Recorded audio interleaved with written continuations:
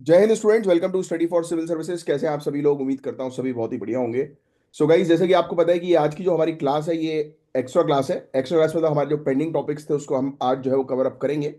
तो सबसे पहले 11 फरवरी के टॉपिक है, टॉपिक नंबर 5, उससे हम लोग जो है वो कंटिन्यू करेंगे। मैं आपको बताते जाऊंगा कौन सी पीडीएफ का ये कौन सा टॉपिक है, जिससे कि जो स्टूडेंट्स हमारे पास से इनको पीडीएफ प्रोवाइड की जाती है तो उनको परेशानी ना हो किसी भी प्रकार की टॉपिक को बेसिकली आइडेंटिफाई करने में।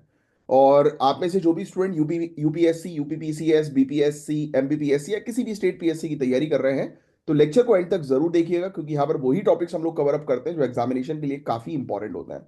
और गाइज ये है ज्ञान सर, और ज्ञान सर का हम पेड बैच अवेलेबल है।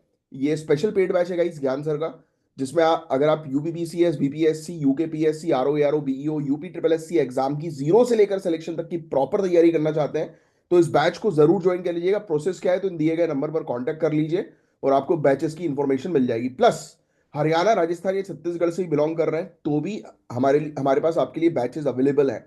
और बहुत अच्छी क्वालिटी के बैचेस हैं गाइस, काफी अफोर्डेबल प्राइस में ये बैचेस आपको जो है वो मिल जाएंगे। तो दिए गए नंबर पर कांटेक्ट करिए और बैचेस को जो है वो ज्वाइन करिए। तो हमारा जो टॉपिक है वो फिफ्थ वाला टॉपिक है ना, ये आर्टिक वार्मिंग क्राइसिस का टॉपिक है। सबसे पहले इस टॉपिक को हम कवर करेंगे और एक एक करके ये टॉपिक्स मैं आपको बताते जाऊंगा। ये वाला टॉपिक 11 फरवरी की पीडीएफ में आपको मिल जाएगा। और इसके अलावा आप लोग के थोड़े से कमेंट्स जो है वो मैं देख लेता हूँ। बहुत बढ़िया। श्रेया तिवारी ने आंसर्स जो है वो दिए हैं पिछले लेक्चर के अंदर। सोनम ने आंसर्स दिए हैं। ईशा का आंसर आ गया है। वेरी गुड यार, वेरी गुड, फैंटास्टिक। गोल्डी, एक बहुत ही क्रिटिकल टाइम से जो है वो आप गुजर रही हैं। तो देखो, सबसे पहली चीज तो जो चीज आपने मेंशन करी है वो बहुत ही अ, first of all you have to be strong. मैं तो ये कहूंगा इस सिचुएशन में, जो सिचुएशन आप फेस जो है वो कर रही है अभी अपनी लाइफ में। एंड सेकेंड थिंग, देखो क्या होता है कि सबसे पहले तो आपको अपने पेरेंट्स से बात करनी पड़ेगी, right? And the point is that if you feel better तो आप सेपरेट हो जाओ। और अगर लग रहा है कि नहीं यार, एक चांस है वो देना चाहिए बातचीत करके, तो जरूर दो। प्रायोरिटी चांस को रखो, राइट? अगर सिचुएशन अंडरस्टैंडिंग हो रही है तो वेल एंड गुड। बट अगर आपको लग रहा है कि नहीं यार, it is not at all understanding, और घर वालों से भी आपने बात कर ली, सब कुछ ठीक है, तो you can go for separation. क्योंकि देखो क्या होता है कि डिप्रेसिंग स्टेट में रहने से बेटर है कि सेपरेट हो जाओ, वो ज्यादा अच्छा है यार, है ना? क्योंकि साथ में रहकर दुख झेलने से बेटर है कि दूर रहकर खुश रहो, है ना, दूर से। तो ये बहुत ही आप कह सकते हो कि ऐसा डिसीजन होगा जो काफी ज्यादा इंपॉर्टेंट है, काफी मतलब इसमें आपको अंदर से स्ट्रांग होने की आवश्यकता है आज की डेट में। तो आप स्ट्रांग रहिए, अंदर से पूरी चीजों को एनालाइज करिए कि प्रॉब्लम्स कहाँ पर है, पहले तो वो आइडेंटिफाई करिए कि ऐसा क्यों हो रहा है। और वो प्रॉब्लम्स अगर आपको मिल जाए तो बातचीत करके अगर रिजॉल्व हो पाए चीज़ों, तो उससे अच्छी बात तो कुछ हो ही नहीं सकती। और अगर रिजॉल्व नहीं हो रही है तो अपने पेरेंट्स से जो है बात करिए और गो फॉर सेपरेशन देन, है ना? तो मैं सिंपल सी चीज सभी को यही कहता हूँ कि कोई भी ऐसा रिलेशन जिसमें अगर प्रॉब्लम्स क्रिएट हो रही है तो उसको उसमें रहकर परेशान होने से, डिप्रेस होने से कोई मतलब नहीं, क्योंकि वो दोनों के लिए ही बेकार रहता है, कपल के लिए बेकार रहता है। इट्स बेटर कि आप फिर सेपरेट हो जाओ, तो वो ज्यादा अच्छा ऑप्शन रहता है। सेपरेशन का ऑप्शन तो वैसे कभी अच्छा रहता नहीं है। मेरा मानना तो हमेशा ये रहता है कि बातचीत करके चीजों को रिजॉल्व करो यार। क्योंकि इतना रिश्ता जो है वो बहुत प्यार से बनाया गया होता है, और जब टूटता है तो बहुत गंदगी हो जाती है। क्योंकि मैंने खुद ऐसी पर्सनल चीजें जो है वो फेस करी है अपनी लाइफ में। तो आई नो वेरी वेल कि separation is very disturbing. But B strong, घर वालों से बात करो। और बाकी कुछ लगे तो मुझे आप कमेंट जो है वो कर सकते हो। बाकी बात करो जरूर, पहली प्रायोरिटी जो है वो दो एज अ मैच्योर पर्सन, कि अपन बात करें कि क्या वजह है जिसके कारण रिलेशनशिप में ऐसी प्रॉब्लम्स आ रही हैं। फिर उसको कंटिन्यू करो, क्योंकि देखो रिलेशनशिप में प्रॉब्लम आएंगी तो you cannot study, you cannot give your 100%। That is true. क्योंकि जब माइंड डिस्टर्ब होता है तो इंसान फिर कुछ नहीं कर पाता। वो बोलते हैं ना कि अपने ही इंसान को जो है वो तोड़ते हैं। कभी भी आपको बाहर से कोई व्यक्ति दुख नहीं देगा, दुख अपना वाला व्यक्ति ही देगा। बट ठीक है, कोई प्रॉब्लम हो रही है तो उस प्रॉब्लम का सोल्यूशन निकालो बातचीत करके। You guys will going to become future bureaucrat. You know how to handle the personal situation very well, है ना? जब आप अपनी पर्सनल सिचुएशन अच्छे से हैंडल कर पाओगे तभी तो इस डिस्ट्रिक्ट के लॉ एंड ऑर्डर को मेंटेन कर पाओगे। तो फर्स्ट ऑफ ऑल बातचीत करके चीजों चीजों का सोल्यूशन निकालो, rather than going for any worse option. Anjali का आंसर आया, वेरी गुड यार Anjali. Shagun, very good, fantastic. Ayushi, बहुत बढ़िया, बहुत बढ़िया। और एक और एक स्टूडेंट का क्वेश्चन जो है वो मेरे पास आया था, पायल भारती का आया है। शगुन, हाँ शगुन यार, सॉरी मैंने शायद कल आप कर रहे हो मैसेज जो है वो पढ़ लिया था परसों, बट मैं आपका आंसर जो है वो नहीं दे पाया। आप जो है वो ओटीआर के लिए जो है वो ट्राई कर रहे हैं कि ओटीपी जो है वो नहीं आ रहा करते समय, एग्जाम फॉर्म भरते जो है वो समय। तो यार एक बार जो है वो उनके कस्टमर के टीम को जो है वो आप कांटेक्ट कर लो। राइट, वहां पर एक आपको जो है वो कांटेक्ट अस में जो है वो नंबर मिलेगा। तो वहां पर एक बार जो है वो कांटेक्ट कर लो उनकी टीम को, और फिर पूछ लो कि क्या वजह है, या फिर किसी और दूसरे इंटरनेट कैफे से ट्राई करो। कई बार क्या रहता है कि हमारे ब्राउजर पर कुकीज रहती हैं, उसके कारण भी कई बार ओटीपीज वगैरह नहीं आ पाता। तो ट्राई करो दूसरे इंटरनेट कैफे से कहीं से, मतलब जो भी आपका नियरेस्ट जो है, जहाँ पर एग्जाम फॉर्म्स वगैरह भरे जाते हैं, तो उनके पास जो है वो चले जाओ। राइट, तो आपको वहां से हेल्प मिल जाएगी। चलो आयुष गुप्ता, बहुत बढ़िया आंसर्स वगैरह दे रहे हो आप लोग, बहुत शानदार यार। चलो, अब समय वेस्ट नहीं करेंगे, हम लोग स्टार्ट करते हैं हमारे इस टॉपिक को। आपको पता है पेन और पेपर लेकर आपको बैठना है। जो भी इंपॉर्टेंट चीजें होती जाएंगी वो मैं आपको बताते जाऊंगा, जिसको आपको नोट डाउन करना है। Got it? तो चलिए, जो पहला हमारा जो टॉपिक है, ये है आर्टिक वार्मिंग से रिलेटेड। देखो, आप सभी को पता है गाइस कि global warming, temperature level high हो रहा है कार्बन डाइऑक्साइड एमिशन के कारण, जिसके चलते ग्लेशियर्स मेल्ट हो रहे हैं। ये टॉपिक उसी से ही रिलेटेड है। तो आर्टिक क्षेत्र जो है गाइस, दुनिया के सबसे तेजी से गर्म होने वाले एरियाज में से एक है। हालांकि आपको शायद पता हो, तो इस टॉपिक को पहले भी हम कवर अप कर चुके हैं, है ना। और इसका इम्पैक्ट पूरे दुनिया भर के क्लाइमेट, सी लेवल और जियो पॉलिटिक्स पर पड़ रहा है। आर्टिक क्षेत्र गाइस दुनिया के ग्लोबल क्लाइमेट सिस्टम में से एक बहुत ही इंपॉर्टेंट रोल प्ले करता है, लेकिन यहाँ टेम्परेचर जो बढ़ रहा है वो वर्ल्ड एवरेज से 4 गुना ज्यादा बढ़ रहा है। क्यों? अब उसका देखो बहुत सिंपल सा लॉजिक है, बात समझिएगा। अल्बीडो इफेक्ट आपने जो है वो सुना होगा। ये टॉपिक हालांकि मैं पहले पढ़ा चुका हूं, देखो आपको ये टॉपिक, ये आया भी है, पहले भी आया है, अभी फिर से आया है। तो इसमें आपको अल्बीडो इफेक्ट को ध्यान में रखना है। कोई मुझे कमेंट बॉक्स पे लिखकर बता सकता है अल्बीडो इफेक्ट की डेफिनेशन? देखो, जनरली क्या होता है, सूर्य की किरणें आई, बर्फ जो है उस पर पड़ी, और सूर्य की किरणें जो है वो रिटर्न हो गई, वापस हो गई। दैट मीन्स कि गर्मी वहां पर नहीं हो रही है। अब समझना मेरी बात। अब आज की डेट में कार्बन डाइऑक्साइड की लेयर जमने के कारण टेम्परेचर राइज हुआ है। अब आर्टिक क्षेत्र में बर्फ पिघल गई है। तो अब क्या हो रहा है, सूर्य की किरणें पानी को गर्म कर रही है, वहां के जमीन को गर्म कर रही है। तो वहां पर कंपैरेटिवली दूसरे क्षेत्र के मुकाबले ज्यादा गर्मी होगी कि नहीं होगी? नेचुरल है ना भाई। दूसरे क्षेत्र का तो प्लेन तो वैसे ही है भाई, जहां पर पानी है वहां पर पानी है, जहां पर लैंड है, प्लेन है, वहां पर प्लेन है ना। बट यहां पर पहले बर्फ थी, बट अब बर्फ पिघल गई है। तो अब सूर्य की किरणें जो रिफ्लेक्ट बैक होती थी वो रिफ्लेक्ट बैक नहीं हो रही, वहां पर टेम्परेचर जो है वो एब्जॉर्ब हो रहा है। तो इस गर्मी, हीट जो है वो एब्जॉर्ब हो रही है, इसलिए टेम्परेचर जो है वो हाई हो रहा है। Are you getting this point? ये बहुत लॉजिकल चीज है। अगर आप अब से आपसे कोई पूछे कि आर्टिक क्षेत्र में जो है वो टेम्परेचर लेवल कंपैरेटिवली क्यों पूरे दुनिया भर से ज्यादा है, तो उसका रीजन सिर्फ यही है जो मैंने भी आपको बताया, अल्बीडो इफेक्ट। बर्फ पिघल गई, तो अब वहां पर हीट जो है वो पानी और लैंड जो है वो एब्जॉर्ब कर रहा है। तो इसलिए वहां पर कंपैरेटिवली दूसरे क्षेत्र के मुकाबले ज्यादा गर्मी है। क्लियर? तो ये चीज आपको बस थोड़ी सी ध्यान में रखनी, बस इस टॉपिक के अंदर, और कुछ भी नहीं था। अब आर्टिक, ये देखो, पहली चीज तो 2024 की आर्टिक रिपोर्ट कार्ड जो है वो रिलीज किया गया है national oceanic and atmospheric administration के द्वारा। कभी कभी ये पूछ लेते हैं, वैसे ये वाली रिपोर्ट के बारे में नहीं पूछेंगे, बट फिर भी लिख लो। तो इन्होंने यही बताया कि आज की डेट में बहुत ज्यादा मात्रा में यहाँ पर गर्मी जो है वो बढ़ती जा रही है। 97 साइंटिस्ट जो है उनका प्रयास था, ये 11 कंट्रीज के साइंटिस्ट थे जिन्होंने पूरी रिसर्च जो है वो करी है। राइट। तो क्या चीजें हम लोग को इसके अंदर देखने को मिल रही है, तो यही है कि आर्टिक क्षेत्र जो है वो काफी तेजी से गर्म हो रहा है। राइट, 2024 जो है वो सेकेंड वार्मेस्ट ईयर 1900 से हम लोग को जो है वो देखने को मिल रहा है। समर 2024 की जो है वो थर्ड वार्मेस्ट हम लोग को देखने को मिली थी, हीट वेव्स के साथ, अलास्का कनाडा वाले क्षेत्र में। ग्रीनलैंड का वेस्ट कोस्ट के अंदर अनयूजुअल कूल स्प्रिंग जो है वो और समर हम लोग को जो है वो देखने को मिल रहा है। अनयूजुअल तो हो ही रहा है ना कि भाई, हमें देखने को मिल रहा है क्लाइमेट चेंज, जलवायु परिवर्तन के कारण जो है वो चेंज हो गया है डिस्ट्रीब्यूशन। जो हम लोग बोलते थे ना कि टेम्परेचर जो था वो पूरे पूरी तरह से, जैसे कहीं पर ज्यादा हो रहा है, कहीं पर कम हो रहा है, कोई आप इसका एकदम से अनुमान नहीं लगा सकते कि कहाँ पर क्या रहेगा, कहाँ पर कैसा रहेगा, इंटेल के भी कुछ साल बीत ना जाए, स्टेबिलिटी ना आ जाए, क्योंकि अभी कंटिन्यूअसली ग्लोबल वार्मिंग के कारण एनवायरमेंट जो है वो अनस्टेबल है। Are you getting this point? तो आर्टिक वार्मिंग क्या होता है? बेसिकली एक फिनोमेना है जिसमें आर्टिक क्षेत्र में टेम्परेचर बहुत तेजी से इंक्रीज हो रहा है, जो ग्लेशियर के मेल्ट होने, इकोसिस्टम इम्बैलेंस और एक्सट्रीम वेदर इवेंट्स को ट्रिगर कर रहा है।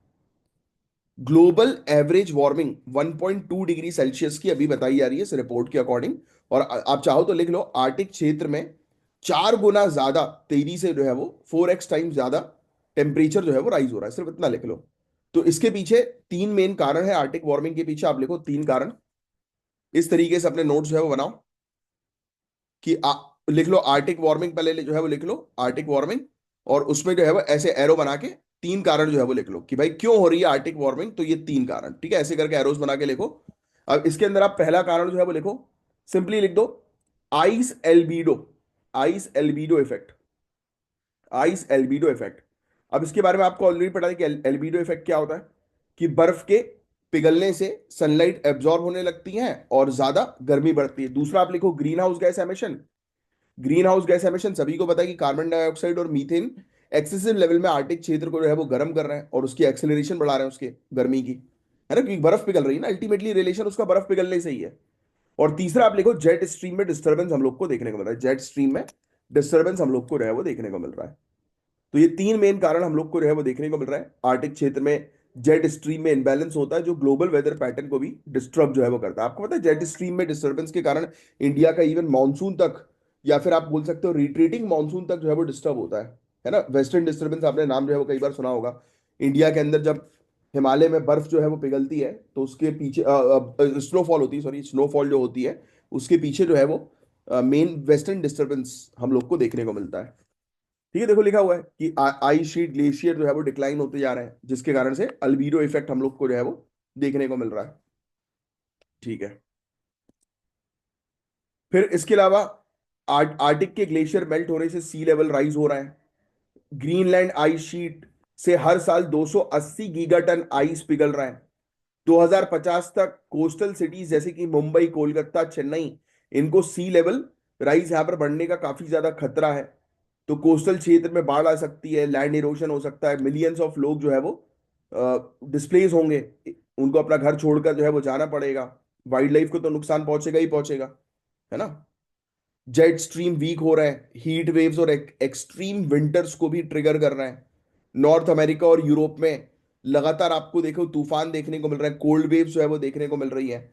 इंडिया में मॉनसून पैटर्न जो है वो खराब हो गया है, हीट वेव्स बढ़ रही हैं, सूखा पड़ रहा है, फ्लैश फ्लड्स हो रही हैं, एक्सट्रीम कोल्ड वेव्स हम लोग को देखने को मिल रही है, ऐसे नेचुरल डिजास्टर बढ़ रहे हैं, है ना।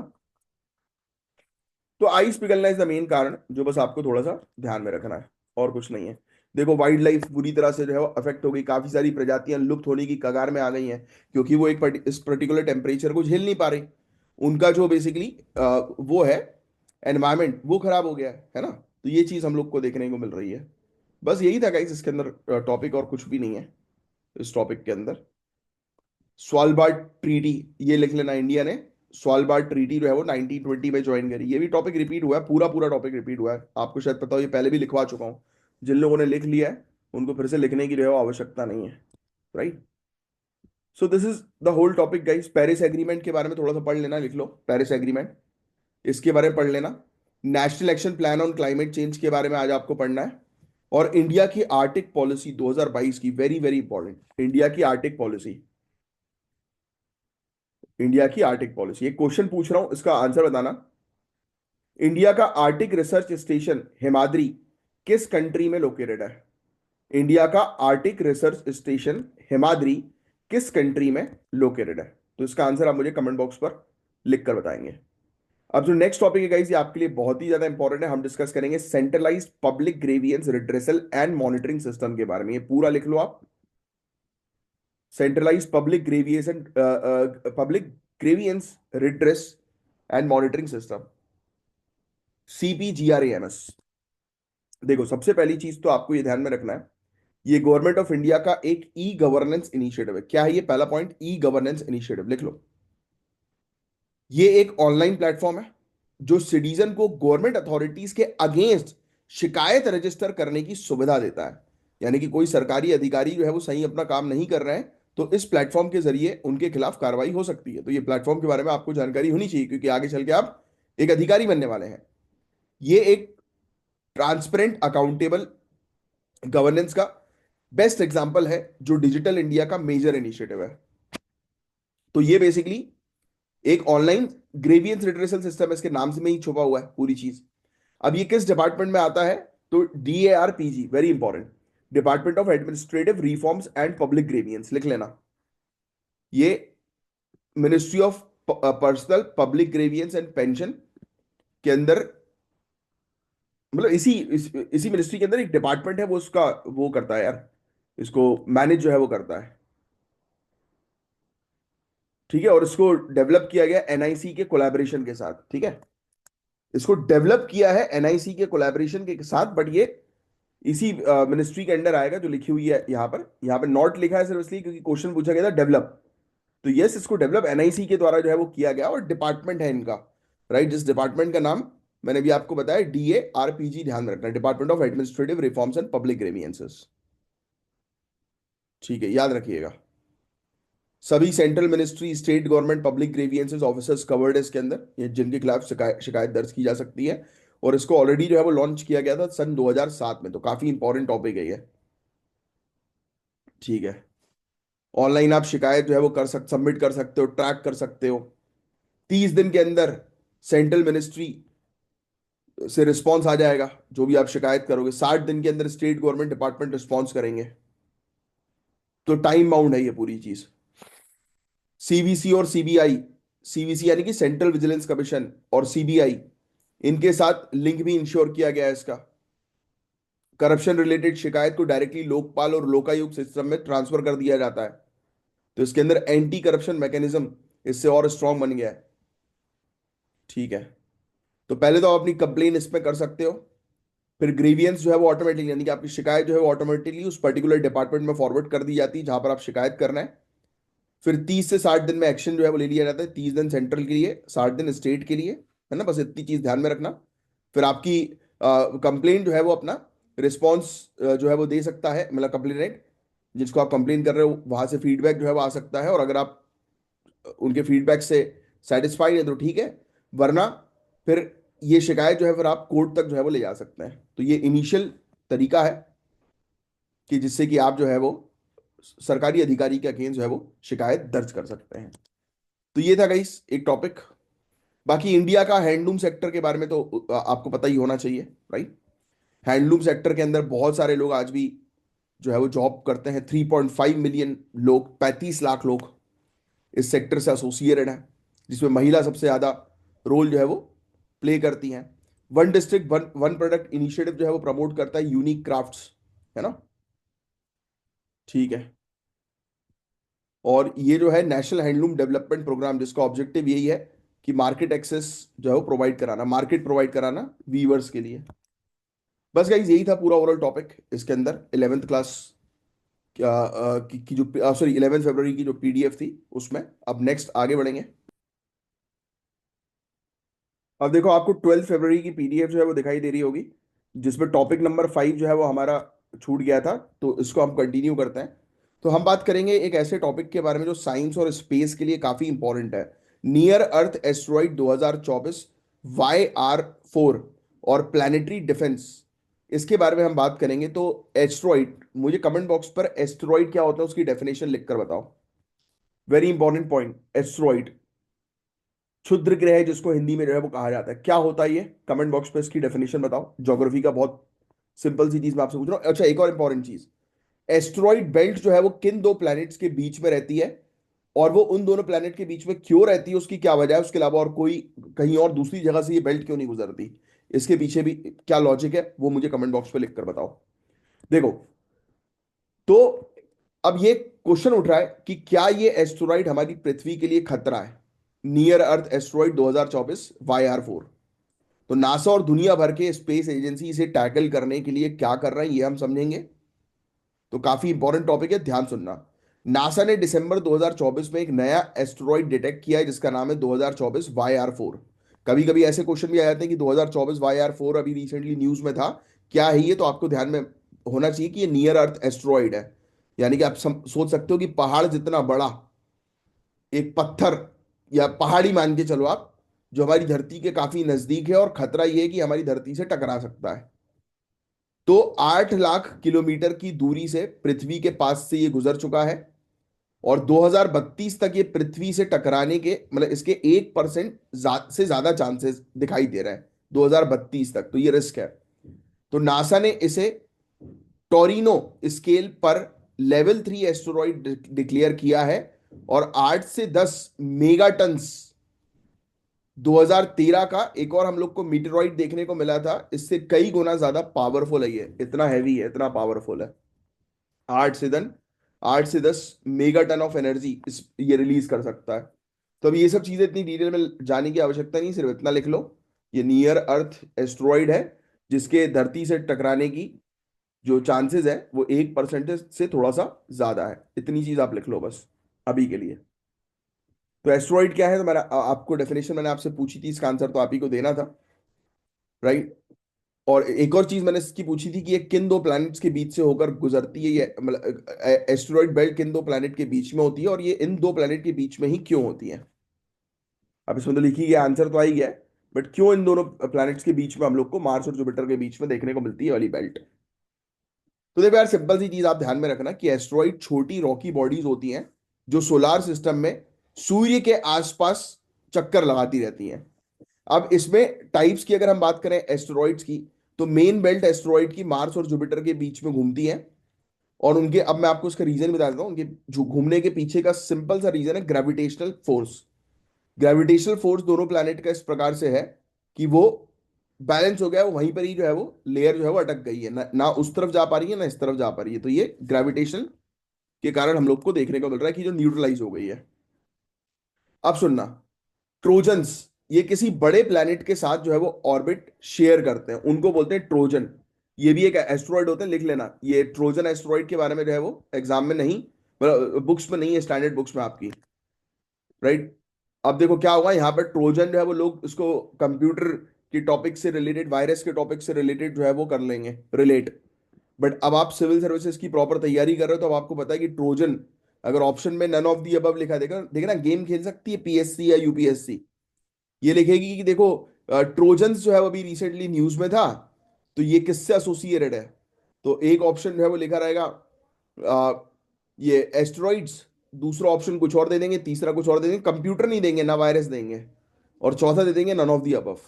ऐसा खेल खेला जा सकता है। तो जिनको पता ही नहीं है कि ये एस्ट्रॉइड भी है, राइट, लिख लेना, ये बेसिकली बड़े प्लैनेट के ऑर्बिट में जो है वो रहता है, राइट। L4 L5 पॉइंट्स पे हम लोग को देखने को मिल सकता है, राइट, जहां पर ग्रेविटेशनल फोर्स जो है वो उनको बैलेंस करती है। तो पूरा गेम ग्रेविटेशनल फोर्स का ही होता है। तो ट्रोजन्स भी एक प्रकार का एस्ट्रॉइड है। फिर नियर अर्थ एस्ट्रॉइड जो धरती के नजदीक में होते हैं, नाम से ही समझ में आ रहा है ना। तो ये इस प्रकार के तीन क्लासिफिकेशन है। एक एस्ट्रॉइड एस्ट्रॉइड बेल्ट में रहते हैं, दूसरे टाइप के ट्रोजन्स होते हैं बड़े प्लैनेट्स के ऑर्बिट में रहते हैं, और तीसरे नियर अर्थ एस्ट्रॉइड जो धरती के नजदीक में होता है। अब देखना मेरी बात, नासा का एक डार्ट मिशन है, पता है, ये लिख लेना, अब ये बहुत इंपॉर्टेंट है, इसमें दिया होना चाहिए ये double asteroid redirection test DART mission. Question आ सकता है कि ये किसका मिशन है, तो नासा का है। 2022 में नासा ने ये मिशन लेकर आई थी। अब इनका ऑब्जेक्टिव है कि इन एस्ट्रॉइड को, यानी कि इन रॉकी बड़े बड़े रॉक्स को जो आसपास घूम रहा है हमारी धरती के, उसको ब्लास्ट कर देना, क्रैश कर देना, और या फिर उसको टकर मतलब उसमें ऐसा इंपैक्ट क्रिएट करना, अगर ब्लास्ट नहीं कर पा रहे हो तो उससे टकरा जाए और टकरा कर उसका ऑर्बिट चेंज कर दो, राइट। तो ये टेक्नोलॉजी फ्यूचर में हमारी प्लैनेट को बचाने के लिए एक गेम चेंजर साबित हो सकती है। नासा और European space agency near earth orbit surveillance telescope का यूज कर रहे हैं ताकि हर एस्टेरॉइड ट्रैक हो सके। तो एक और चीज है, यूरोपियन स्पेस एजेंसी और नासा मिलकर ट्रैक भी जो है वो कर रहे हैं, किसको, एस्टेरॉइड को। तो ये फैक्ट भी थोड़ा सा ध्यान में रखिएगा, ये लिख लो, European space agency, European space agency और नासा, ये नियर अर्थ ऑब्जेक्ट एनईओ का इनका सर्विलांस टेलीस्कोप है। एनईओ सर्विलांस टेलीस्कोप नाम से इनमें आ रहा है कि एक ऐसा टेलीस्कोप है जो नियर अर्थ ऑब्जेक्ट्स को जो है वो सर्विलांस करेगा, मॉनिटर करेगा। फिर laser and nuclear deflection method, ये भी लिख लो, laser and nuclear, laser and nuclear, I think ये वाली चीज यहां पर नहीं दिया, आप लिख लो laser and nuclear deflection laser and nuclear deflection, DEFLECTION, laser and nuclear deflection methods, bracket में लिखना फ्यूचर टेक्नोलॉजी। मतलब ये ऐसा है कि ये फ्यूचर की टेक्नोलॉजी है, इसमें साइंटिस्ट अभी काम कर रहे हैं। ये बेसिकली न्यूक्लियर की मदद से या लेजर की मदद से एस्ट्रॉइड को ब्लास्ट कर देंगे या फिर उसके डायरेक्शन को चेंज करने करेंगे। तो ये भी फ्यूचर की टेक्नोलॉजी है। सिर्फ इतनी चीज आप लिख लो अभी के लिए। तो क्या इंडिया प्लानिटरी डिफेंस में काम कर रही है? बिल्कुल कर रही है भाई। अब इंडिया का लिख लो आप, यहां पर दिया हुआ था इंडिया का। तो इंडिया का नेत्र प्रोजेक्ट लिखो आप। इंडिया का भी एक प्रोजेक्ट है, नेत्र प्रोजेक्ट। नेत्र project. ISRO near earth object को ट्रैक और अर्ली वार्निंग सिस्टम पर काम कर रही है।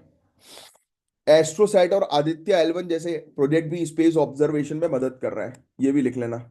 ये तो नेत्र तो है ही है, ट्रैक करने का, मॉनिटर करने का। इसके अलावा दो प्रोजेक्ट और लिख लो। Aditya L1, Aditya L1, Aditya mission अलग है, सन का है वो। ये आदित्य L1 है। और एस्ट्रोसैट, ASTROSAT, एस्ट्रोसैट, ये भी स्पेस को बेसिकली ऑब्जर्व करने के लिए प्रोजेक्ट्स हैं। एक लिखना विज्ञान ज्योति प्रोग्राम, एक लिखेंगे आप विज्ञान ज्योति, विज्ञान ज्योति प्रोग्राम, विज्ञान ज्योति प्रोग्राम।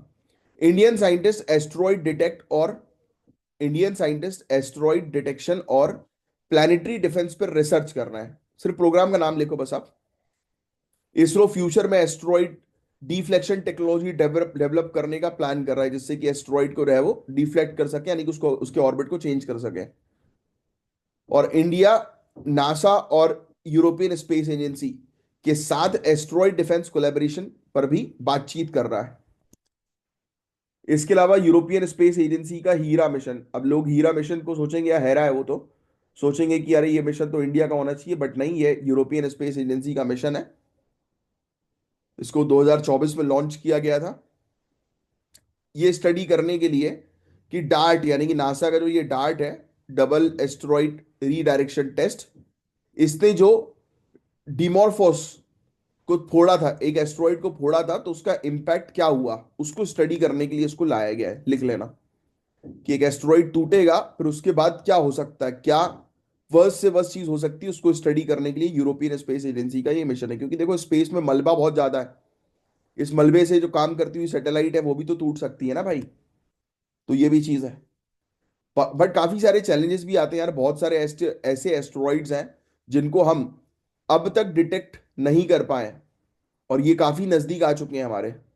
अभी तक कोई श्योर शॉट टेक्निक नहीं है जो एस्ट्रॉइड को गारंटी उसके पाथ को चेंज कर सके, गारंटीड। अभी मतलब जितने भी हैं वो सिर्फ अनुमान जो है वो लगाते हैं, एनालिसिस करते हैं। और प्लानिटरी डिफेंस प्रोग्राम बहुत महंगे होते हैं और सभी कंट्रीज को अफोर्ड नहीं कर सकती।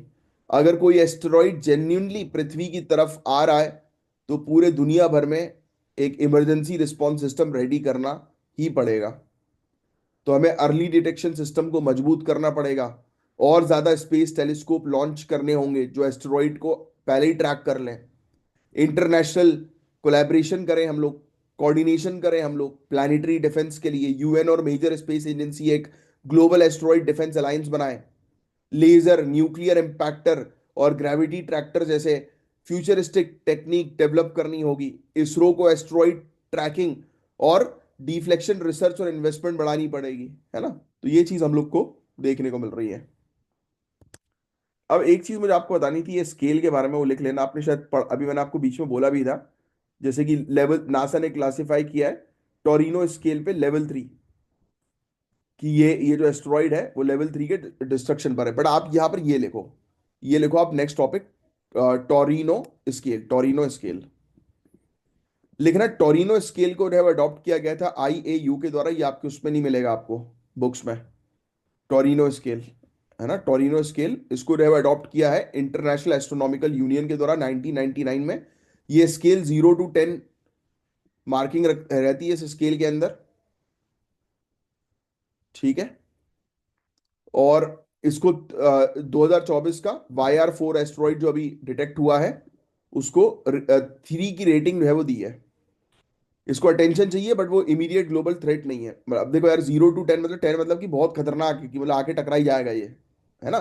यानी कि जितना स्केल, जितनी रेटिंग आगे बढ़ेगी, जितना मेजरमेंट हाई रहेगा उतना रिस्की है। तो 0 मतलब आप लिख सकते हो कि लेस रिस्की, 10 मतलब हाई रिस्क, 0 लो रिस्क और नो नो रिस्क, और 10 मतलब हाई रिस्क और एक्सट्रीम रिस्क, ऐसे लिख लो। एफो एपोफिस एस्ट्रॉइड जो 2004 में डिस्कवर किया गया था, इसको इनिशियली 4 रेट किया था, बट उसको फिर बाद में उसको कम कर दिया। बोला कि नहीं, इसको अगले 100 सालों तक तो खतरा नहीं है हमें एस्ट्रॉइड से। तो ऐसे एस्ट्रॉइड वगैरह के थोड़े बहुत नाम पता होने चाहिए। ये आएगा, पता है, टोरिनो स्केल एग्जाम में पूछा जा सकता है। आने वाले 1-2 सालों में तो आ जाएगा ये क्वेश्चन, 100% है। ठीक है, बस ये था गाइस पूरा ये टॉपिक। होपफुली आपको पूरी चीज अच्छे से क्रिस्टल क्लियर जो है वो समझ में आ गई होगी। अब जो नेक्स्ट टॉपिक है, अब देखो, ये एशियन डेवलपमेंट बैंक का टॉपिक है। इससे रिलेटेड भी पहले क्वेश्चन पूछे जा चुके हैं। इसके नए लोन्स के बारे में हम लोग बात करेंगे, जो भारत की ग्रीन ग्रोथ, यानी कि एनवायरमेंट इनिशिएटिव जो है इंडिया के, और लॉजिस्टिक सेक्टर को बूस्ट करने के लिए दिया गया है। तो ये फंडिंग इंडिया की इकोनॉमी और एनवायरमेंटल सस्टेनेबिलिटी दोनों के लिए काफी इंपॉर्टेंट है। इसका इम्पैक्ट क्या होगा एग्जाम में, किस प्रकार से आपसे इससे रिलेटेड क्वेश्चंस पूछे जा सकते हैं, तो वो पूरी चीज हम लोग अभी डिस्कस करने वाले हैं एक एक करके। तो सबसे पहले तो लिख लो एशियन डेवलपमेंट बैंक। पहली तो न्यूज लिख लो, इंडिया को ग्रीन ग्रोथ और लॉजिस्टिक सेक्टर, दो चीज लिखना। एशियन डेवलपमेंट बैंक लिख लो और फिर नीचे लिखो कि इंडिया को इसने ग्रीन ग्रोथ और लॉजिस्टिक सेक्टर के लिए मल्टी बिलियन डॉलर लोन जो है वो दिए हैं। टोटल अमाउंट है 400 मिलियन यूएस डॉलर से ज्यादा। हालांकि इसमें 400 मिलियन लिखो आप, तो जितना मैं बता रहा हूं उतना लिखो, 400 मिलियन यूएस डॉलर से ज्यादा, क्योंकि अलग अलग पर्पस के लिए दिए गए ना। तो ये दोनों 400 मिलियन यूएस डॉलर से ज्यादा का लोन है। पर्पस यही है कि सस्टेनेबल इंफ्रास्ट्रक्चर और लॉजिस्टिक सेक्टर, वो मैंने आपको ऑलरेडी बताई दिया है। ठीक है, तो अभी एक न्यूज आ चुकी है कि एशियन डेवलपमेंट बैंक ने हमें जो है वो लोन दे दिया। अब दो दो क्षेत्र के लिए लोन दिया, तो उसको आपको डिटेल में पढ़ने की जरूरत नहीं है। अब ग्रीन ग्रोथ, अब ऐसी इकोनॉमिक ग्रोथ जो एनवायरमेंटली सस्टेनेबल के साथ बैलेंस मेंटेन करे, यानी कि हम इंफ्रास्ट्रक्चर भी कोई क्रिएट करें तो इस तरीके से क्रिएट करें, इस पैसे का इस्तेमाल करके कि एनवायरमेंट को नुकसान ना हो, है ना। रिन्यूएबल एनर्जी पे इन्वेस्टमेंट करने के लिए ये लोन आया है, इको फ्रेंडली इंफ्रास्ट्रक्चर के लिए, लो कार्बन इंडस्ट्रियलाइजेशन के लिए, है ना। तो ये हेल्प करेगा इंडिया की रेन्यूएबल एनर्जी प्रोजेक्ट्स में, solar, wind, green hydrogen, eco friendly public transport जैसे इलेक्ट्रिक व्हीकल्स, और सस्टेनेबल ट्रांसपोर्ट सिस्टम में इन्वेस्टमेंट। स्मार्ट सिटी मिशन को और मजबूत कर सकते हैं इस लोन के जरिए हम लोग। सस्टेनेबल एग्रीकल्चर इनिशिएटिव्स जो है वो इस लोन के जरिए आ सकते हैं। तो ये लोन हमें रेन्यूएबल एनर्जी में और काफी सारे एरियाज में हेल्प करेगा, है ना। बट प्रॉब्लम भी है भाई, रेन्यूएबल एनर्जी में बहुत पैसा लगता है, तो ये इतना पैसा काफी है नहीं, बट ठीक है, फिर भी एटलीस्ट इंडिया को ये बूस्ट तो देगा ही देगा। इंडिया में लॉजिस्टिक्स का इंफ्रास्ट्रक्चर अभी भी अंडर डेवलप्ड है। रूरल एरियाज में कनेक्टिविटी अभी भी काफी कमजोर है। तो इस पैसे का इस्तेमाल हम वहां पर करेंगे। काफी तेजी से इंडस्ट्रियलाइजेशन से पॉल्यूशन बढ़ रहा है और डिफोरेस्टेशन का खतरा बढ़ता जा रहा है। तो इस पैसे से जो हम लोग चीजों को मेंटेन करेंगे। सरकारी प्रोजेक्ट्स में स्लो इंप्लीमेंटेशन और करप्शन की वजह से डिले होते हैं, ये एक बड़ा चैलेंज है। तो हम ट्राई करेंगे कि ये फटाफट जो है वो फाइल जो है वो अप्रूव हो और पैसे का इस्तेमाल जो है वो सही जगह सही समय पे हो। तो पब्लिक प्राइवेट पार्टनरशिप को हम लोग बूस्ट करते हुए एफिशिएंट तरीके से इस पैसे का जो है वो इस्तेमाल करेंगे। एआई और इंटरनेट ऑफ थिंग्स का उपयोग करके लॉजिस्टिक को ज्यादा एफिशिएंट और ट्रांसपेरेंट बनाएंगे। बस यही चीज थी गाइस इस टॉपिक के अंदर, और कुछ भी नहीं है। कि गवर्नमेंट ऑफ इंडिया और एशियन डेवलपमेंट बैंक ने दिसंबर 2024 में दो लोन एग्रीमेंट साइन किए, जो मैंने आपको लिखवा दिया। 500 मिलियन यूएस डॉलर का लोन जो है वो एनवायरमेंटली सस्टेनेबल ग्रोथ के लिए रहेगा, और इसमें से इंफ्रास्ट्रक्चर डेवलपमेंट पर मेनली फोकस किया जाएगा। और 350 मिलियन यूएस डॉलर का लोन जो है वो स्माइल प्रोग्राम के तहत हम लोग को देखने को मिलेगा, जो इंडिया के लॉजिस्टिक सेक्टर को ग्रो करेगा। तो ये स्माइल प्रोग्राम लिख लेना, smile program for logistic sector. ठीक है, लोन प्रोवाइड किया गया India infrastructure finance company limited को, सॉवरेन गारंटी के साथ कि भाई रिटर्न करेंगे हम लोग। काफी काफी सारे प्रोजेक्ट्स में इसका इस्तेमाल होगा, जो मैं आपको ऑलरेडी बता ही चुका हूँ। 21% इंडिया के नेशनल हाईवे में जाएगा, जिसपे 30,000 किलोमीटर के रोड्स बनाएंगे, सस्टेनेबल रोड्स। तो ये ग्रीन प्रैक्टिसेस जो है और उसके ऑपरेशन जो है इंडिया के अंदर, उसको ये बूस्ट कर देगा, यानी कि एनवायरमेंटल इनिशिएटिव जो भी हमारे जैसे रिसाइकलिंग प्रोजेक्ट हो गए, renewable energy project, solar energy project, wind energy, इन सब को जो है बूस्ट कर देगा ये पैसों से। ठीक है, ये ओवरव्यू देखने की आवश्यकता नहीं है, स्माइल का फुल फॉर्म लिख देना, जहां पर स्माइल मैंने आपको बताया ना, ये लॉजिस्टिक सेक्टर के लिए होता है ये प्रोग्राम। इसके फुल फॉर्म में ही पूरी चीज छुपी हुई है, strengthening multi modal and integrated logistic ecosystem. ये लिखने की जरूरत नहीं, आपको ऑलरेडी पता है कि भाई लॉजिस्टिक सेक्टर जो है वो क्या होता है। गवर्नमेंट इनिशिएटिव जो है जो लॉजिस्टिक को सपोर्ट करती है, लिख लेना ये सिर्फ बुलेट पॉइंट्स। जैसे भारतमाला परियोजना, प्रधानमंत्री गति शक्ति स्कीम। किसी को आइडिया प्रधानमंत्री गति शक्ति स्कीम के अंदर कितनी मिनिस्ट्रीज इन्वॉल्व है टोटल? एक बार क्वेश्चन पूछा जा चुका है, जिसको पता है कमेंट बॉक्स में लिखकर बताओ। Multi modal logistic parks, dedicated freight corridors, very important. कितने डेडिकेटेड फ्रेट कॉरिडोर्स है हमारे यहाँ? फिर सागरमाला प्रोजेक्ट्स। अब ये आप सिर्फ अपने अपने नोट्स में ये बुलेट पॉइंट्स लिखेंगे, और आपके लिए एक टास्क है, आज आप ये पूरे जो ABCDE जो आपको दिखाई दे रहा है ये प्रोजेक्ट्स, इसके बारे में विकीपीडिया से पढ़ेंगे। सिर्फ सिंपली विकीपीडिया पे डालो, उसके फर्स्ट पैराग्राफ को बस पढ़ लो, दैट्स इट। फिर एशियन डेवलपमेंट बैंक, ये लिख लेना, 1966 में स्टैब्लिश जो है वो किया गया था। नाम से में आ रहा है यार, एशिया के डेवलपमेंट के लिए ये बैंक है, लोन देता है ना। एशिया पैसिफिक क्षेत्र में इकोनॉमिक ग्रोथ और कॉपरेशन पर फोकस करता है। इसका हेडक्वार्टर अक्सर एग्जामिनेशन में पूछा था, ये लिख लेना, मनीला फिलीपींस, ये मनीला भी लिखना, है ना। 68 कंट्रीज इसकी मेंबर्स हम लोग को देखने को मिलती हैं, जिसमें से 49 तो एशिया पैसिफिक की तरफ से है। इंडिया फाउंडिंग मेंबर है इसका, और फोर्थ लार्जेस्ट शेयर होल्डर है इंडिया। लार्जेस्ट है जापान, फिर US, फिर चाइना। ठीक है, बस। तो ये था बॉस पूरा ओवरऑल टॉपिक।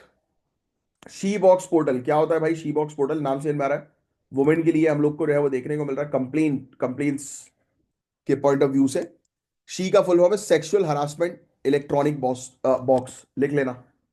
इसका फुल फॉर्म दिया है क्या इन लोगों ने यहाँ पे? नहीं दिया, आप लिखो। शी का फुल फॉर्म लिखो, इन लोगों ने नहीं दिया है, मैं आपको बता रहा हूं। Sexual harassment, sexual harassment electronic box, sexual harassment electronic box. ये गाइज एक ऑनलाइन कंप्लेंट मैनेजमेंट सिस्टम है, जो ऑफिस में यानी कि वर्क प्लेस में सेक्सुअल हरासमेंट केस को एड्रेस करने के लिए लॉन्च किया गया है। किसने लॉन्च किया ये लिख लेना, ministry of women child development, MWCD लिखोगे आप बस। अब फुल फॉर्म पूरा पूरा लिखने की जरूरत नहीं, इतना तो आपको पता हो ही गया होगा अभी तक। और जो स्टूडेंट नए जुड़े हैं, कोई बात नहीं, एक आधी महीने तक फॉलो करो लेक्चर को, ऑटोमेटिकली आपको चीजें आना शुरू हो जाएंगी। ये लॉन्च हुआ था गाइस 2017 में, 2017 में। Sexual harassment of women at workforce जो है ना, प्रिवेंशन प्रोहिबिशन रिड्रेसल एक्ट 2013 का, तो उसके थ्रू जो है वो इसको बनाया गया है, वो लिखने की जरूरत नहीं है। तो देखो, ये महिलाओं को हरासमेंट केसेस का ऑनलाइन कंप्लेंट फाइल कर सकती है महिला, हरासमेंट केसेस की। फिर इसके अलावा गवर्नमेंट और प्राइवेट सेक्टर दोनों की वुमेन एम्प्लॉइज इस प्लेटफॉर्म को यूज कर सकती हैं। कंप्लेंट इंटरनल कंप्लेंट कमेटी और लोकल कंप्लेंट कमेटी तक पहुंचाई जाती है, और case tracking real time monitoring के साथ होता है। और कंपनीज और ऑर्गेनाइजेशन को पॉश यानी कि prevention of sexual harassment guidelines follow करने के लिए एनकरेज किया जाता है। देखो होता क्या है कि महिला जो है वो वेबसाइट पर जाती है, अपने आप को रजिस्टर करती हैं। फिर उसके अलावा कंप्लेंट जो है वो ऑटोमेटिकली अथॉरिटीज के पास जो है वो पहुंच जाती है। कंप्लेंट्स पर इंक्वायरी होती है, और लीगल एक्शन जो है वो स्टार्ट हो जाता है, और रियल टाइम बेसिस पर आप ट्रैक भी कर सकते हो।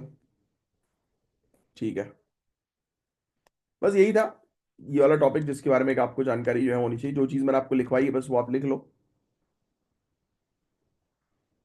अच्छा, एक क्वेश्चन मैं आपसे पूछ रहा हूँ, ट्राई करना इसका आंसर देने की, नहीं पता तो पता करना, क्योंकि ये बहुत इंपॉर्टेंट है। पहले तो लिख लो, sexual harassment at workplace act 2013। Sexual harassment at workplace act 2013।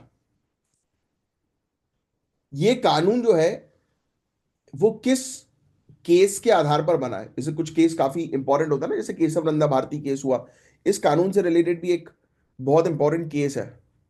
आप मुझे बता सकते हैं? उसको गाइडलाइन भी बोलते हैं हम लोग, जो ऑनरेबल सुप्रीम कोर्ट की एक गाइडलाइन थी। अब मैं आपको एक हिंट देता हूँ, 1997 का वो केस है। मुझे बताओगे आप कमेंट बॉक्स में लिखकर कि वो केस क्या है, जिस केस के तहत ये सेक्सुअल हरासमेंट एट वर्कप्लेस कानून जो है वो बनाया गया था, जिस केस को बेस बना के।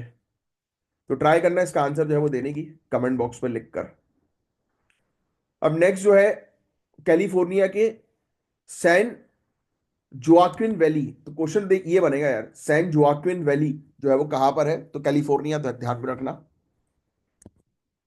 अब देखो यार, लैंड सब्सिडेंस, लैंड सब्सिडेंस इसका मतलब क्या है?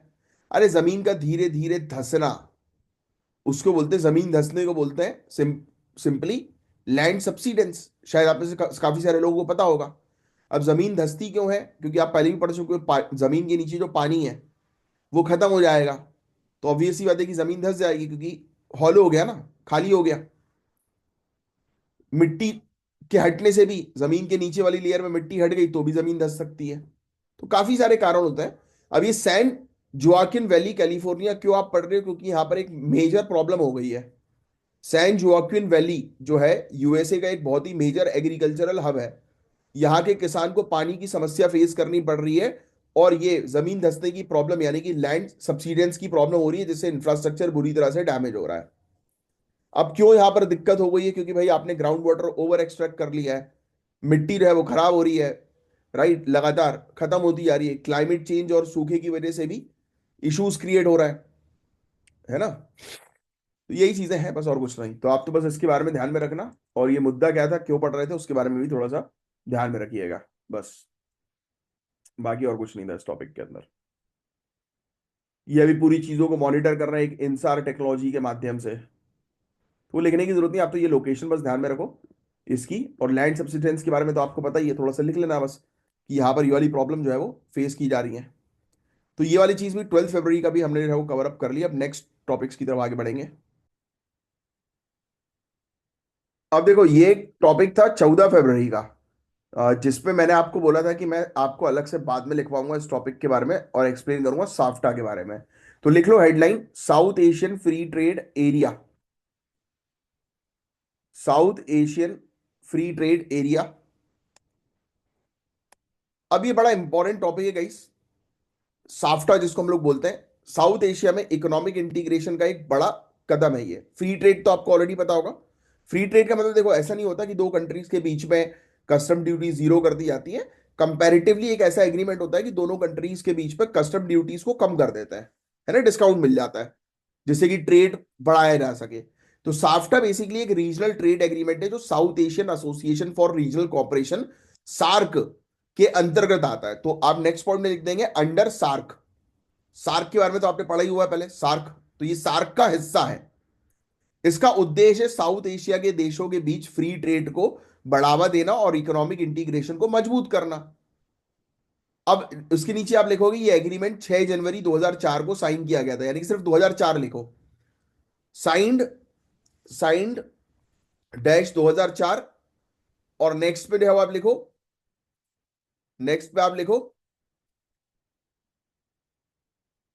एग्जीक्यूटेड, एग्जीक्यूटेड 2006, लागू हुआ 2006 से। ठीक है। इसके ऑब्जेक्टिव आप बस इतना लिख दो, साउथ एशिया के देशों के बीच इंपोर्ट ड्यूटीज और टैरिफ्स को कम करना, reduce import duties and tariff, पहला पॉइंट। दूसरा पॉइंट लिखो eliminate trade barriers, eliminate trade barriers. Trade barriers यानी कि कोई भी ऐसी चीज जो कि व्यापार में, कोई भी ऐसी चीज जो कि व्यापार में प्रॉब्लम्स क्रिएट करे तो उसको खत्म कर देना। तीसरा पॉइंट आप लिखो रीजनल इकोनॉमिक कॉपरेशन को बढ़ावा देना, प्रमोट रीजनल इकोनॉमिक कॉपरेशन। तीसरा point promote regional economic cooperation.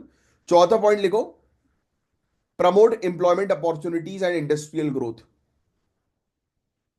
Employment opportunity और इंडस्ट्रियल ग्रोथ को प्रमोट करना कि भाई इंडस्ट्रीज ग्रो करे और लोगों को जॉब्स मिले, है ना? तो ये साफ्टा के कुछ ऑब्जेक्टिव है। अब इसके टोटल 8 मेंबर्स हैं, इसके टोटल 8 मेंबर्स हैं इंक्लूडिंग इंडिया। अब ये 8 मेंबर के नाम आप बाद में सर्च करके लिख लेना, इंडिया, पाकिस्तान, बांग्लादेश, श्रीलंका, नेपाल, भूटान, मालदीव, अफगानिस्तान है। मैंने तेजी से बता दिया, और आप बाद में लिख लेना, नहीं तो अभी एक एक करके लिखोगे टाइम लगेगा, है ना? क्लास खत्म होने के बाद लिख लेना। अब इसके इंपॉर्टेंट फीचर्स मैंने आपको बता दिए। ये जो नॉन लीज डेवलप कंट्री है जैसे इंडिया, पाकिस्तान, श्रीलंका, इनको अपनी टैरिफ 5% तक कम करनी थी। लीस्ट डेवलप कंट्री जो है, इनको और ज्यादा टेरिफ कंसेशन मिलना था। यानी कि मतलब इन लोगों ने इस प्रकार से अपना एग्रीमेंट बनाई, लिखने की जरूरत नहीं है कि जिस कंट्री को ज्यादा जरूरत है वो कंट्री ज्यादा डिस्काउंट दे अपनी कस्टम ड्यूटीज में, जिससे कि ट्रेड उनके लिए प्रॉफिटेबल हो सके। बस और कुछ नहीं। बस इतनी चीज आप थोड़ी सी बस जो है वो ध्यान में रखिएगा, दैट्स इट। अब इसमें पाकिस्तान भी है तो थोड़ा सा हमारे लिए चैलेंजिंग होता है चीजें, बस बाकी तो चीज मैंने आपको पूरी बताई दी थी। साफ्टा के बारे में बस मुझे आपको लिखवाना था। अब ये 15 फरवरी की पीडीएफ मैंने ओपन कर दी आप लोगों के सामने। उसका ये टॉपिक कोऑपरेटिव फेडरलिज्म से रिलेटेड है, बहुत इंपॉर्टेंट। सहकारी संघवाद से रिलेटेड ये टॉपिक हम लोग को देखने को मिल रहा है। तो इंडिया में गाइस आपको पता ही है फेडरलिज्म का कंसेप्ट काफी कॉम्प्लेक्स है, और ये दो इंपॉर्टेंट फ्रेमवर्क में डिवाइड होता है। एक होता है कॉम्पिटिटिव फेडरलिज्म और दूसरा होता है कोऑपरेटिव फेडरलिज्म। क्या है इसके बीच का डिफरेंस? नाम में डिफरेंस छुपा है। भाई कॉम्पिटिटिव मतलब स्टेट्स अपने आप को बेहतर बनाने की कोशिश करते हैं, कंपीट करके, एक दूसरे को चैलेंज करके, अपने स्कोर को बढ़ाकर, ताकि वो नेशनल लेवल पर अच्छा कर सकें। और कोऑपरेटिव फेडरलिज्म में सेंटर और स्टेट मिलकर जो है वो काम करते हैं ताकि शासन और इकोनॉमिक ग्रोथ जो है वो बढ़ सके। तो ये कोऑपरेटिव और कॉम्पिटिटिव फेडरलिज्म, ये जो चीज है गाइस, ये अक्सर मेंस में जो है वो पूछी जाती है। तो मैंने आपको इसकी डेफिनेशन बेसिक सी बता दी, आप लिख लो कॉम्पिटिटिव और कोऑपरेटिव फेडरलिज्म। तो जैसे कि जब आप रिवाइज करो तो आपको एक दिमाग में रहना चाहिए कि हाँ भाई ये चीज भी बहुत इंपॉर्टेंट है, दिमाग में चलनी चाहिए ना। अब सुन लो बस एक बार कि कॉम्पिटिटिव फेडरलिज्म का मतलब है जब स्टेट अपने अपने आप को दूसरे स्टेट के कंपैरिजन में बेहतर परफॉर्म करने की कोशिश करते हैं, ताकि उन्हें ज्यादा इन्वेस्टमेंट मिले, ज्यादा अपॉर्चुनिटीज मिले, है ना। और यहां पर स्टेट स्टेट और सेंटर स्टेट कंपटीशन होता है, जो इन्वेस्टमेंट अट्रैक्ट करने, शासन को इंप्रूव करने, पब्लिक सर्विस डिलीवरी को मजबूत करने के लिए होता है। फाइनेंस कमीशन जो फिजिकल एफर्ट्स को इवेल्युएट करते हैं, प्रयास करते हैं कि ज्यादा से ज्यादा पैसा जो है वो स्टेट्स को जो है वो मिले, या इक्वली डिस्ट्रीब्यूट हो, या जिसको जरूरत है उसको जो है वो मिले, ऐसी रिकमेंडेशन देती है ना फाइनेंस कमीशन। तो वो स्टेट को इंसेंटिव्स देने का काम करते हैं ताकि वो इकोनॉमिक परफॉर्मेंस इंप्रूव कर सके। अब सोचो आपकी जो स्टेट बेहतर परफॉर्म करेगी तो ऑब्वियस सी बात है कि उस स्टेट को जो है वो अच्छा पैसा भी जो है मिलेगा, अच्छा परफॉर्म करने के लिए, कि भाई उनको पैसा दिया है तो उसका एफिशिएंटली यूज कर रहे हो, डेवलपमेंट करके दिखा रहे हैं, है ना। तो ये चीज होती है। तो ये हमें देखने को मिलता है कि कॉम्पिटेटिव फेडरलिज्म में ये सब चीजें होती हैं। इसके बेनिफिट भी है काफी सारे। स्टेट अपनी लोकल नीड्स के हिसाब से पॉलिसी बनाती है जो investment, job creation, economic growth को बढ़ाते हैं। हर स्टेट अपनी गवर्नेंस मॉडल और पब्लिक सर्विस डिलीवरी में एक्सपेरिमेंट करती है जो बेस्ट प्रैक्टिसेस को प्रमोट करते हैं। स्टेट अपने रेवेन्यू जनरेशन और एक्सपेंडिचर को बैलेंस करती है जो लॉन्ग टर्म स्टेबिलिटी के लिए जरूरी है ना। तो अब आपको समझ में आई गया कि ये कॉम्पिटिटिव फेडरलिज्म क्या है और कोऑपरेटिव फेडरलिज्म क्या है। बस ये टॉपिक उसी से रिलेटेड था। कोऑपरेटिव में यानी कि दोनों मिलकर, सेंटर स्टेट मिलकर जो है वो काम करेंगे अपने गोल्स को अचीव करने के लिए, नेशनल गोल्स को अचीव करने के लिए, दैट्स इट। तो बस यही था इस टॉपिक के अंदर, मेंस के लिए टॉपिक था। तो गवर्नमेंट जो है वो आज की डेट में प्रमोट कर रही है दोनों ही, कॉम्पिटिटिव और कोऑपरेटिव फेडरलिज्म को, अपनी शासन को और इकोनॉमिक ग्रोथ को मजबूत करने के लिए। और अभी इन्वेस्टमेंट फ्रेंडलीनेस इंडेक्स हमें देखने को मिलने वाला है, जिसका मेन ऑब्जेक्टिव यही है कि स्टेट जो है उसको कितनी इन्वेस्टमेंट मिल रही है, कितना अट्रैक्ट कर रही है स्टेट अपनी इन्वेस्टमेंट को। तो उससे रिलेटेड ये इंडेक्स देखने को मिलेगा आने वाले समय में। फाइनेंस कमीशन और जीएसटी काउंसिल ये भी इंपॉर्टेंट रोल जो है वो प्ले करती है फिजिकल फेडरलिज्म में। काफी सारी पॉलिसीज जो है वो बनाई गई हैं, जैसे कि national manufacturing mission, public private partnership project pipeline, जिसका ऑब्जेक्टिव यही है कि फेडरलिज्म को मजबूत करना। तो बस यही कॉम्पिटिटिव फेडरलिज्म क्या है, इसके बेनिफिट्स क्या है, इसके चैलेंजेस क्या है। कोऑपरेटिव फेडरलिज्म, उसकी डेफिनेशन, उसके बेनिफिट्स, उसके चैलेंजेस, एज इट इज जो ये पूरी चीजें लिखी हुई हैं यहां पर, वो आप जो है वो कॉपी जो है वो कर लेंगे। एज इट इज पूरी चीज है, क्योंकि ये अपने आप में एक मेंस का पूरा आंसर है जो एग्जामिनेशन में पूछा जा सकता है। अब आप लिखेंगे उसके बाद गवर्नमेंट के क्या क्या इनिशिएटिव है संघवाद को रहे फेडरलिज्म को प्रमोट करने के लिए, सिर्फ आप इतनी चीजें इसके बुलेट पॉइंट्स लिखेंगे। जैसे इन्वेस्टमेंट फ्रेंडलीनेस इंडेक्स 2025 में जो है वो लॉन्च किया जाएगा, सिर्फ इतना लिख दोगे बस आप अभी के लिए। पब्लिक प्राइवेट पार्टनरशिप प्रोजेक्ट चलते हैं, राइट, ठीक है। बिजनेस रिफॉर्म एक्शन प्लान्स, ये सब चीजें ऐसी हैं जो कि कोऑपरेटिव फेडरलिज्म को जो है वो मजबूत बनाती है। National manufacturing mission, India infrastructure project development fund, सिर्फ बुलेट पॉइंट्स लिखेंगे आप। तो बस यही चीज थी इस टॉपिक के अंदर, और कुछ नहीं था इस टॉपिक में। चीफ इकोनॉमिक एडवाइजर ने रिसेंटली हाईलाइट किया है कि सदर्न इंडियन स्टेट जो है, they should benchmark their economic performance against global standards rather than just other Indian state. अच्छा, मतलब ये सिंपली यही बोल रहे हैं कि भाई जितनी भी स्टेट है वो दूसरी स्टेट्स के साथ कंपीट मत करो, ग्लोबल स्टैंडर्ड्स मेंटेन करो। यानी कि अब स्टेट्स को बोला जा रहा है कि भाई आप आपस में जो कंपटीशन कर रहे हो ना, दैट इज नॉट गुड। आपका कंपटीशन होना चाहिए ग्लोबल लेवल पर। जैसे बात वही हो गई ना कि आपके चार दोस्त हैं, आप उन्हीं के साथ जो है वो compete कर रहे हो, बट आपको मेनली जो है वो compete करना है किसके साथ? अपने आप के साथ और उन लोगों के साथ जो इंटरव्यू से पिछले साल गिरे हैं, क्योंकि उनके पास मेंस क्वालिफाई करने का ज्ञान है। और अगर अभी तक आपने प्रीलिम्स नहीं क्वालिफाई किया है तो आपका कंपटीशन एक्चुअल उन सीरियस लोगों से जो इंटरव्यू से निकले हैं, जो फिर से तैयारी जो है वो कर रहे हैं। तो बात वही है कि आप बड़ी चीज के साथ compete करो भाई, कि जिससे कि मजा आए। तो वही हमारे चीफ इकोनॉमिक एडवाइजर जो है वो बोल रहे हैं। ठीक है। 30% इंडिया की GDP, the region contribute, South India जो है वो इंडिया की जीडीपी का 30% कॉन्ट्रीब्यूट करता है। Higher economic growth South India की हम लोग को जो है वो देखने को मिलती है। साउथ इंडिया में काफी सारी चीजों में साउथ इंडिया जो है वो आगे है, स्किल डेवलपमेंट में, इंफ्रास्ट्रक्चर में, है ना। तो ये सदर्न स्टेट्स की जो है वो बात की जा रही है, आपको लिखने की जरूरत नहीं, एक जनरल से आपको आइडिया होना चाहिए बस। ये आंकड़े वगैरह इतने कुछ खास आपके लिए इंपॉर्टेंट नहीं है। हाँ, अब फैक्टर्स क्या है क्यों साउथ इंडिया इकोनॉमिकली जो है वो आगे है? तो भाई साउथ इंडिया के अंदर हम लोग को जो है वो देखने को मिला कि बहुत कम इन्वेजन हुआ, बहुत हिस्टोरिकली बहुत कम कब्जे हुए, है ना। जो नॉर्थ इंडिया की अगर हम बात करें कंपैरेटिवली, उसमें क्यों? अच्छा, मेरे क्वेश्चन है, नॉर्थ इंडिया में ज्यादा कब्जे क्यों हुए, साउथ इंडिया में क्यों कम हुए है? What is the main reason?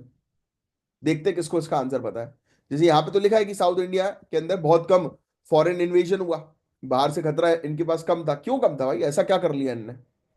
दूरी। जो भी लोग इंडिया के अंदर एंटर हो रहे हैं नॉर्थ वेस्ट से एंटर हो रहे हैं, और साउथ इंडिया दूर है। तो लोग सोचते थे कि ऊपर ही ऊपर वाले एरिया में जितना बटर जाए मिल जाए और फिर अपना वापस अपने घर चले, है ना। जैसे कि यहां पर जो है वो गजनी आया, गजनी, राइट।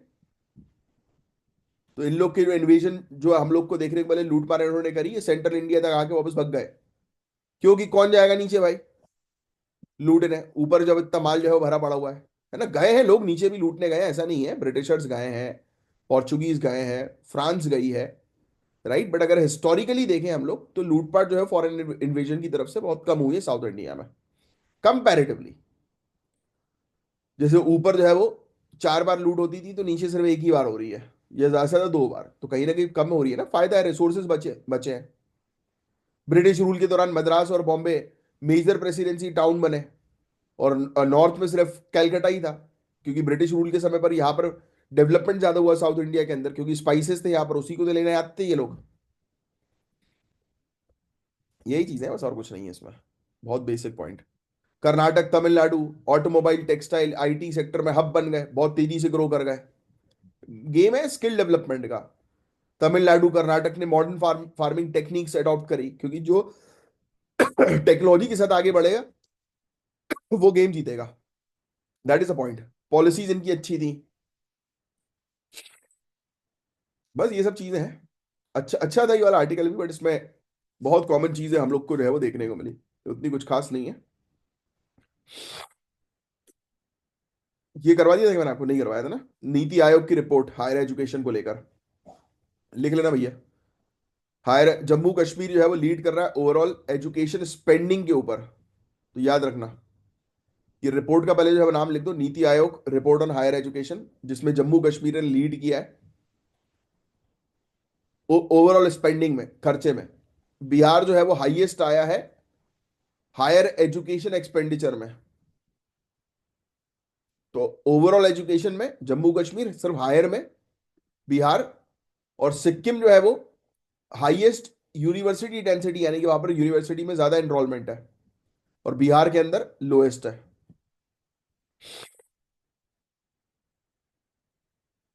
ठीक है। इंडिया पहली कंट्री बन गई जिसने एचएस कोड जो है वो जीआई टैग राइस वैरायटी के लिए जो है वो इंट्रोड्यूस किया है। HS code very important point. ये इंटरनेशनल लेवल के लिए होता है, एक प्रोडक्ट को जो है वो रिकॉग्नाइज करने के लिए एचएस कोड एक टास्क है। लिख लो HS कोड के बारे में आपको पढ़ना है, ये आपके GS पेपर 3 के अंदर आता है। और ये आपको कोचिंग्स वगैरह में जो है वो नोट्स के माध्यम से प्रोवाइड करा दिया जाता है। हालांकि स्टैंडर्ड बुक में बहुत ही कम शायद ही मिले HS code, but coaching institute जो है प्रोवाइड कराती है सिविल सर्विसेज की HS कोड की प्रॉपर जानकारी की क्या होता है ये। मैंने आपको दे दी है, ये इंटरनेशनल ट्रेड के लिए होता है ये। तो इंडिया पहली कंट्री बन गई जिसने GI टैग्ड राइस वैरायटी के HS कोड जो है वो इंट्रोड्यूस किया है।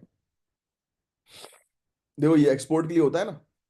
और HS code system world custom organization के द्वारा मैनेज की जाती है, वेरी इंपॉर्टेंट। हर 5 साल में अपडेट जो है वो की जाती है। ठीक है, बस। तो ये छूट गया था, अब नेक्स्ट आगे की तरफ चलते हैं।